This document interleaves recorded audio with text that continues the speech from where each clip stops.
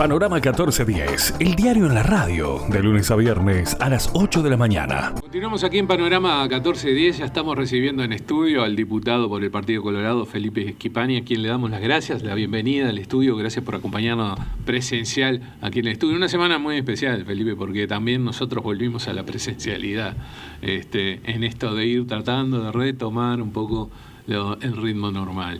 Un placer estar aquí con ustedes. Bueno, yo te consultaba previo a entrar al aire, te había tocado estar en la comisión ayer que recibió el ministro Bartol, me decías que sí. Sí, yo integro la comisión de población. Bueno, los números empiezan a estar en un límite que hoy lo hablábamos con Juan Pablo temprano en la mañana, que hay cosas que empiezan a romper los ojos en la calle, ¿no? Uno empieza a ver el deterioro en la calle, cosa que empieza a preocupar. Y a veces la discusión política se aleja en el tiempo de lo que la gente necesita, ¿no? Sin duda. Bueno, ayer lo explicó el ministro en la comisión. La convocatoria refería a los planes del ministerio para las personas en situación de calle. Es notorio que ha habido un aumento importante y eso necesariamente tuvo que acompañar las posibilidades y la oferta del ministerio para albergar a todas esas personas y se ha hecho y ya se está planificando lo que va a ser el plan invierno para lo que parece ser un invierno crudo como el que vamos a tener desde todo punto de vista, desde el punto de vista social. Esperemos que no tanto desde el punto de vista sanitario, que con el inicio de la vacunación la situación se vaya mejorando, pero yo advierto que hay de parte del MIDES un compromiso por tratar de asumir la realidad en primer lugar y establecer, disponer las medidas para cobijar a toda esa gente. Ayer el ministro lo explicaba, las personas que hoy están en situación de calle, que son en el entorno de las 3.900, según el reglamento que ha hecho el ministerio, eran personas que se hacían la diaria para pagarse la pensión, de repente con algún trabajo en la calle, que la situación de pandemia y la falta de circulación y movimiento les impidió seguir generando ese ingreso, y no pudieron pagar más la pensión y tuvieron que recurrir al Estado, y a los refugios que el MIDES ha establecido. O sea que es una situación difícil, pero hay un Estado, hay un ministerio que está respaldando y que les está dando cobijo a esa gente, porque la idea es que nadie quede en la calle, la idea es que la gente no vive en esas condiciones, y mucho menos de cara a el invierno, que todos sabemos que es un periodo del año en donde no solo está en juego la dignidad de las personas de vivir en la calle, sino que está en juego también la salud. Quizás en el verano se pueda estar, pero hay una cuestión,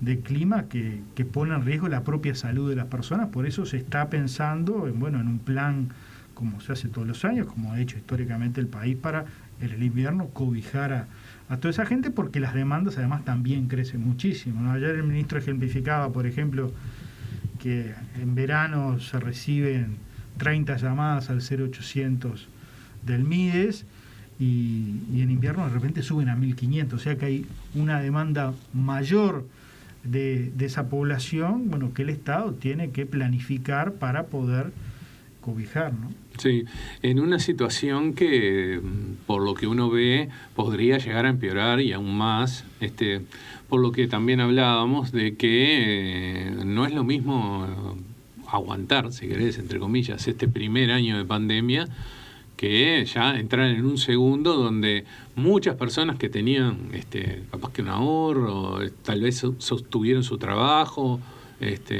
o tenían un seguro de paro, esas situaciones se pueden ir rápidamente cambiando, perder definitivamente el trabajo, no tener un subsidio del Estado y entrar en una especie de vórtice de gente que empieza a caer del sistema, lo cual va a forzar y estresar más esta situación, ¿no? Y sumarle lo que vos decías, Felipe, la llegada del invierno, ¿no? Totalmente. Y y el gobierno tiene que estar preparado para eso, y yo creo que lo va a estar. Desde la coalición, los partidos hemos propuesto iniciativas para atender la cuestión social, para reactivar la economía, y el gobierno está presto a tomar una serie de medidas que anunciará el presidente de la República, según he podido saber, el próximo 2 de marzo en el Parlamento. De modo que no tengo dudas que se van a tomar medidas para contemplar esta situación, porque la realidad que estamos viviendo nos impone nuevas medidas. Uh-huh. El paso del tiempo hace que la situación se dificulte, se agudice, como conversábamos fuera de aire.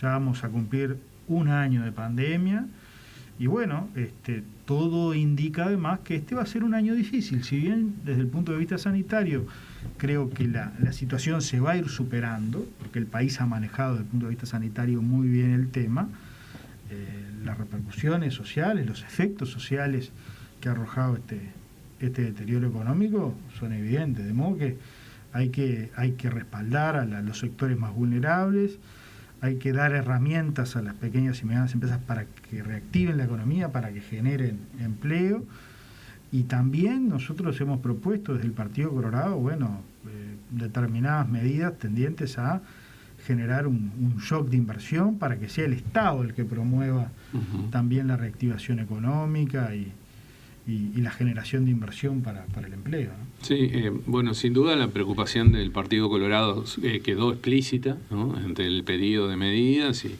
y la presentación de las medidas que el Partido Colorado estima se deben llevar adelante, en una cuestión que algunos vieron como una picardía política. ¿Tenés una visión desde ese lugar, en ese de reclamar lugar en el gobierno, ¿no?, en ese de golpear la mesa y decir, bueno, también estamos? No, a ver, nosotros venimos discutiendo en los ámbitos partidarios ya desde enero sobre la necesidad de que se incremente el gasto, de que se apueste a fortalecer determinadas áreas como la cuestión social.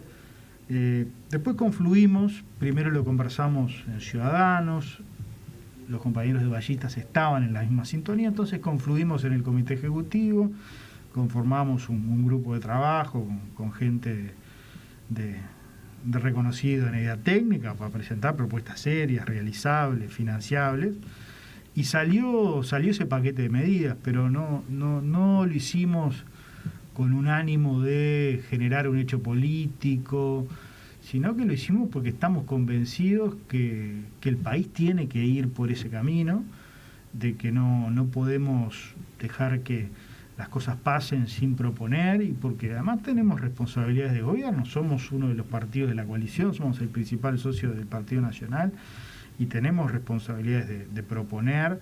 Y previo al anuncio de las medidas, primero las conoció el presidente de la República, el secretario general de nuestro partido, el presidente Sanguinetti, se comunicó con la calle el día anterior y le anunció las medidas para no sorprenderlo, porque no corresponde.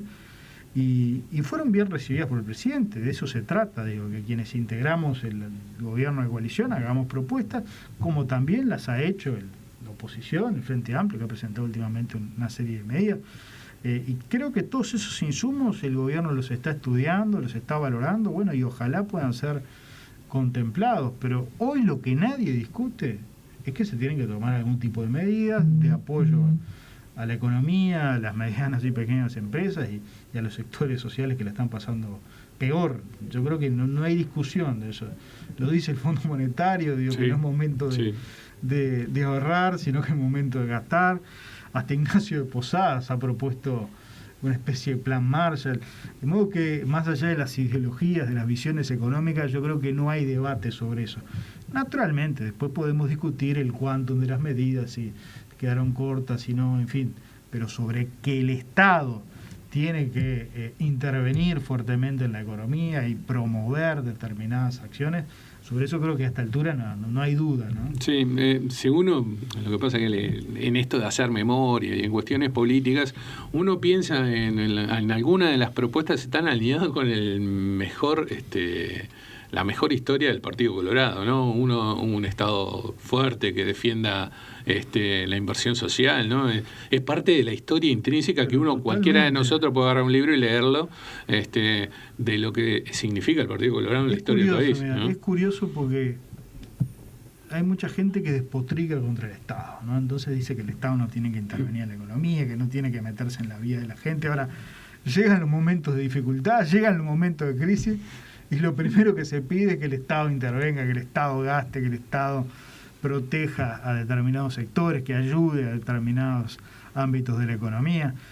Sí, nosotros estamos convencidos que el Estado tiene que jugar un rol, es una visión histórica de nuestro partido, del vallismo, y más en momentos como estos, en momentos en dificultad, en donde se necesita un Estado activo, un Estado que fomente el empleo, un Estado que tome medidas para reactivar la economía y que contenga a los sectores que la están pasando mal. O sea, que si el Estado no los asiste, muy difícilmente puedan salir de esa situación. Por eso todas las políticas se están llevando adelante, que nosotros compartimos.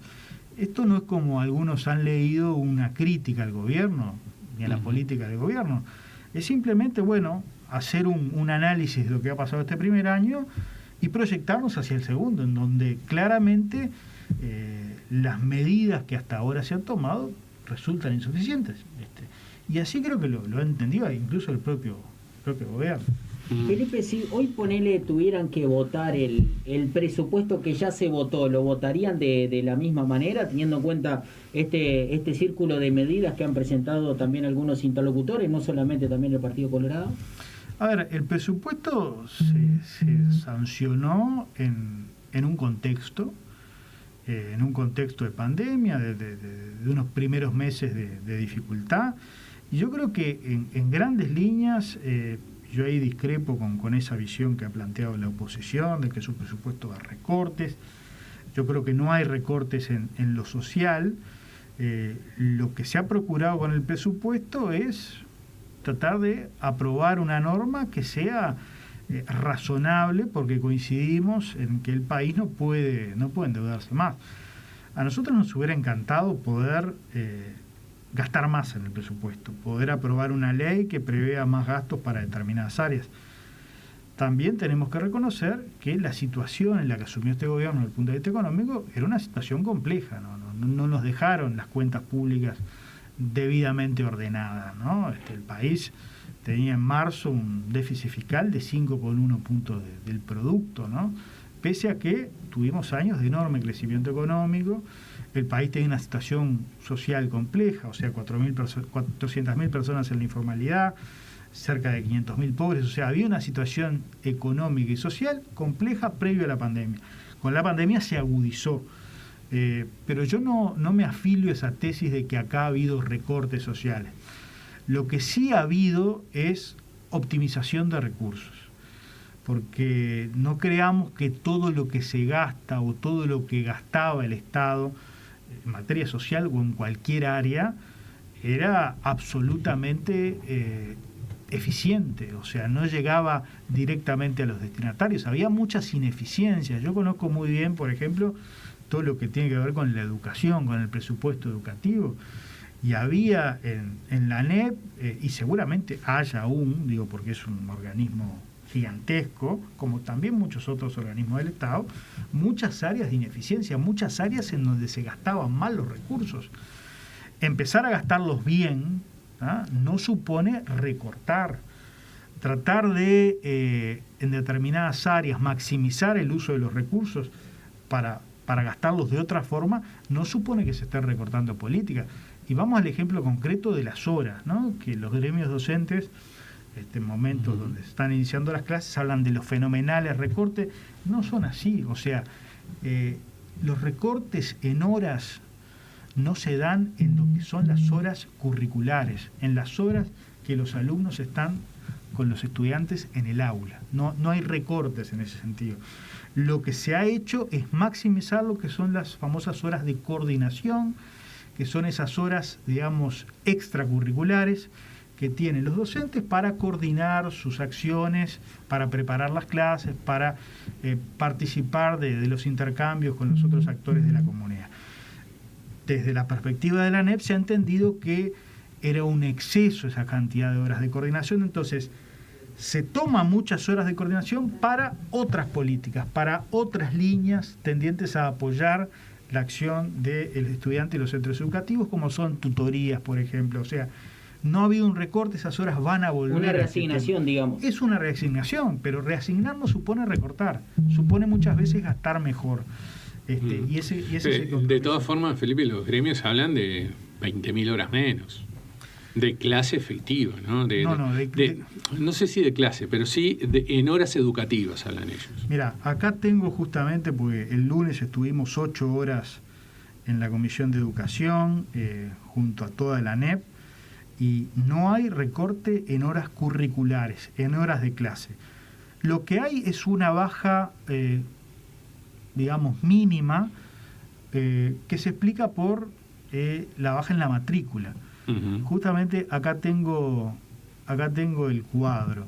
En el año 2020, en educación media, que comprende secundaria y UTU, uh-huh, hubo 475.831 horas. ¿Tá? Y en el 2021 se prevén que sean 474.020, o sea, una variación del 0,4. Sin embargo, hay un dato interesante, que baja la cantidad de horas en secundaria y sube la cantidad de horas en UTU. O sea que hay, lo que me parece que es un dato interesante para analizarlo, hay una fuga de secundaria a UTU, ¿no? Sí, como que hay un corrimiento del estudiantado más hacia UTU. Está eligiendo con más preeminencia la UTU. O sea, pero en horas curriculares no ha habido la variación del 0,4 en educación media, se justifica por la baja de la matrícula, que tiene explicaciones en la natalidad y en la tasa de crecimiento de la población.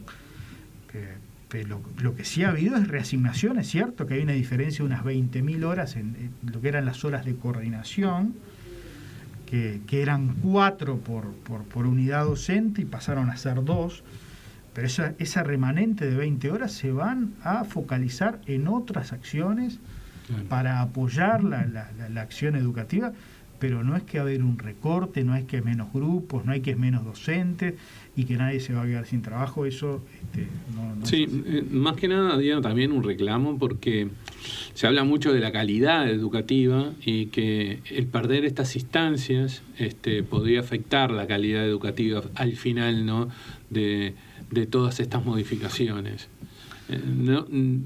Más allá de que no deja de ser la observación de los docentes, ¿no? Bueno, los que conocen de los temas educativos señalan que muchas veces eran un exceso las horas de coordinación que habían, que como los docentes en educación media todos sabemos que son docentes taxis, que van de un lado a otro, que esas horas efectivamente no se utilizaban para ese fin. Y bueno, y lo que se busca es la racionalización, pues estamos hablando de recursos de la sociedad, estamos hablando de recursos públicos.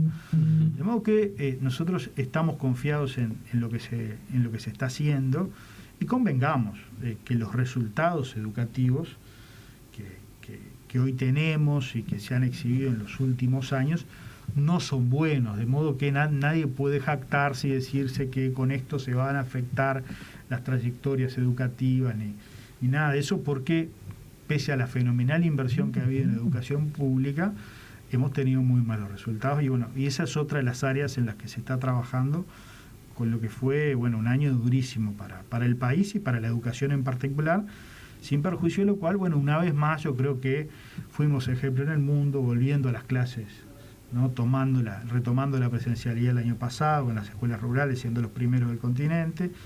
Hoy somos de los pocos países en el continente, creo que con Surinam, que abrimos plenamente los centros educativos, logrando, seguramente no en el inicio, pero seguramente en las sucesivas semanas la presencialidad plena, como se han planteado las autoridades. Uh-huh. ¿Cómo ves el inicio de clases? ¿Pudieron hablar algo en comisión sobre el 1 de marzo? Sí, 8 horas estuvimos, imagínate, hablamos. Pero haciendo punto sobre el inicio propio de las clases, ¿no? Había un reclamo también de que no se había tomado con la precaución o con la antelación adecuada, sobre todo el tema locativo a raíz de la pandemia, ¿no? Estas cuestiones de estar a último momento buscando lugares donde dar clase que no estuvieran dentro de las instituciones, sino que buscarlo fuera por una necesidad de mantener las distancias, ¿no? Que van a empezar las clases con esa dificultad, sobre todo para los directores de los diferentes institutos. Exacto. Bueno, ese fue uno de los planteos que hizo la oposición, una de las críticas que ha hecho el Frente Amplio. Nosotros no compartimos, porque las decisiones que se tomaron se tomaron en virtud de la situación que estaba planteada en el momento que se tomaron las decisiones. Aquí parece que a veces se pierde de vista de la situación en la que estamos, de la situación de pandemia que atraviesa el país. Nosotros tuvimos el pico de casos de coronavirus el 16 de enero, en donde llegamos a un promedio de 1.000 casos diarios, y en esos días, en los primeros días del año, en los últimos días del 2020, el propio presidente de la ANEP reconoció que terminaron las clases del año pasado con la soga al cuello, realmente. Entonces era muy difícil pensar en la presencialidad plena para el inicio de marzo, cuando además los especialistas decían que a esta altura, a fines de febrero, ya iban a estar colapsados los CTI, sí, ¿no? Que la gente se iba a estar pechando buscando un respirador. O sea, la situación era absolutamente caótica. De modo que se empezó a trabajar en la presencialidad plena cuando empezó a abrirse el panorama, empezó a percibirse de que iba hacia una baja el tema de la pandemia, de que las medidas que se tomaron a fin de año estaban causando efecto, y sobre fines de enero, bueno, se armó un plan de inicio de cursos que se está ejecutando. Naturalmente, estamos en una situación absolutamente excepcional.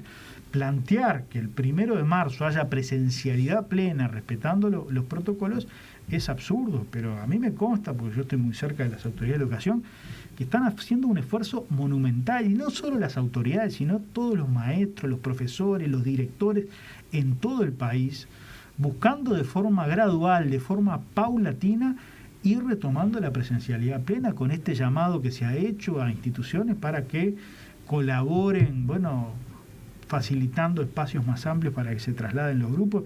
Se está haciendo un esfuerzo monumental, y yo veo muchas veces de parte de determinados sectores, bueno, un ánimo de criticar sin mucho fundamento. El paro del día lunes que resolvió a Futu, ¿tiene algún sentido? ¿Tiene alguna justificación válida?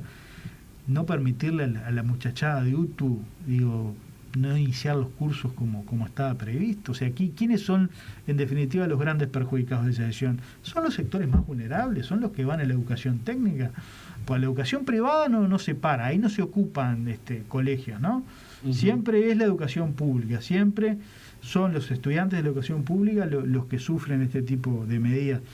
Yo creo que lamentablemente muchas veces no se asume desde la conducción sindical la responsabilidad que tiene el ser, ¿no?, representante, uh-huh, de los trabajadores. Uh-huh. Bueno, sin duda, un comienzo de clase que va a ser diferente, ¿no? Entre la pandemia, algunas medidas gremiales, sin duda. La vacunación del lunes. La vacunación del lunes. Pero a ver, convengamos, todos los inicios de clases son problemáticos, porque estamos hablando de 700.000 estudiantes. Sí, sí. Un montón. Estamos hablando de más de 3.000 centros en todo el país. O sea, no es abrir un local y que va... estamos hablando de que se pone en marcha una infraestructura terrible, y por supuesto que va a haber problemas, siempre los hubo. ¿Cuándo se empieza a normalizar el funcionamiento de los centros en Uruguay? Históricamente, después de turismo. O sea, y este año tenemos el agregado de la pandemia, tenemos la situación de los protocolos que muchas veces no permiten que todos los alumnos concurran. Bueno, por eso se van a trasladar a los grupos a otros ámbitos, en aquellos lugares en donde los salones de los centros educativos no permitan la presencialidad de todo el grupo. Pero bueno, confiemos en que vamos a poder rápidamente volver a la presencialidad plena.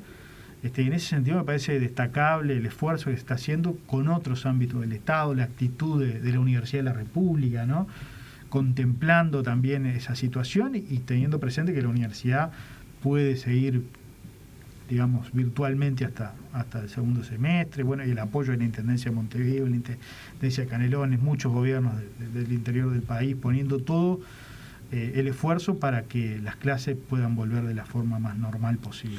A veces también pasa que el mensaje no llega claramente. Yo me imagino muchos padres se han quedado con aquello de la presencialidad vuelve al 100%, y eso no se va a dar en todos los centros, hay que tenerlo claro. Entonces, cuando llegan a reclamarle a la directora, al director, no, pero yo quiero que mi chico tenga clases comunes, como siempre, y eso después depende del centro, ¿no? Si tiene las posibilidades de que sea así, ¿no? Hay que como que no bajar un único mensaje, que hay que decirle que sí. Claro, la idea es que seguramente en el camino porque yo me imagino como en esto de los padres después protestando en la puerta de las direcciones de los liceos, de las escuelas, etcétera, etcétera. A lo cual también hay que sumarle, Felipe, en un grado que se le suma, por ejemplo, a la escuela, que vuelven los comedores y que vuelve en un hecho que también es dificultoso, porque tenés una escuela que tiene una currícula de, 300, 400 alumnos, de los cuales todos van al comedor, en algunas zonas es así. Claro, ¿cómo haces para que puedan almorzar, comer, manteniendo una distancia, ¿no? Y manteniendo esa distancia que es por protocolo. Ahí tenés que dividir los grupos, una serie de dificultades, ¿no? Justamente ayer estábamos conversando eso con autoridades de primaria, y como no ocurrió el año pasado, no se va a desatender la cuestión alimenticia, y en aquellos grupos en donde las clases tengan que empezar con presencialidad algunos días, o sea que se tenga que dividir, que unos vayan lunes y miércoles y los otros martes, jueves y viernes, bueno, en esos grupos todos van a tener derecho al comedor todos los días y van a tener que rotar, seguramente haya turnos, pero eso, asegurar la alimentación me parece que es algo importante. Que este año además se ha hecho un esfuerzo particular, ¿no?, a través de la alimentación en el verano, que es algo absolutamente inédito, que no habíamos tenido antecedentes. Y bueno, y nosotros desde el Partido Colorado estamos promoviendo además una iniciativa para dar alimentación también a los niños de las escuelas públicas los sábados y domingos. Que nos parece que es una medida también para asistir a esos niños y a sus familias, que quizás se les complica los fines de semana cuando no cuentan con la asistencia del comedor escolar. ¿Y esta iniciativa la necesita de aprobación parlamentaria? No necesariamente, lo que necesita es de recursos. Bueno. Lo hemos conversado con el presidente de la ANEP, naturalmente necesita una partida adicional, porque hoy la ANEP no tiene recursos propios como para poder llevar adelante esta medida, pero digamos que no es una medida tan cara. Lo hemos calculado en el entorno de los $20 millones al año, pero me parece que es una forma, de asistir a las familias y a esos niños que realmente están pasando por una situación difícil. Estamos hablando en el entorno de las 150.000 niños que se alimentan diariamente en los comedores escolares. Va en línea con las medidas. Totalmente, sí, es una de las medidas que le planteamos al gobierno. Perfecto. Estuvimos conversando con Felipe Schipani. Como siempre, agradecerte la posibilidad que nos das de charlar mano a mano de estos temas y de otros temas que hoy el tiempo no nos da, pero que seguramente en el correr de los días vamos a poder conversar nuevamente, tal vez evaluar un poco cómo fue el comienzo de clases y preguntémosle si se charlar va un a poco. vacunar, Daniel. Le estamos preguntando a todos los que... Yo soy un entusiasta militante de la vacunación. Perfecto. Hasta presentamos un proyecto de ley para promover la vacunación. Es verdad. Que le den un día libre a los trabajadores. Sí, totalmente. Sí, algunos dijeron que era la mejor medida. Si el uruguayo, si le dan un día libre, sácate, se vacune. Claro, son Schipani presidente. Schipani presidente, claro. Por favor, ya, urgente. Es verdad. Pero bueno saberlo, le preguntamos a todos. Acá también todos nos vacunaríamos, hay un 100% de aforo, pero vacuna, digamos, entre comillas. Pero bueno, siempre le preguntamos a todos los invitados. Muchas gracias, Felipe, nuevamente. Un placer y el mayor de los éxitos en esta nueva etapa del programa. Muchas gracias, Felipe. Panorama 1410, el diario en la radio, de lunes a viernes a las 8 de la mañana, para estar al día con todo lo que sucede en lo nacional e internacional. Panorama 1410.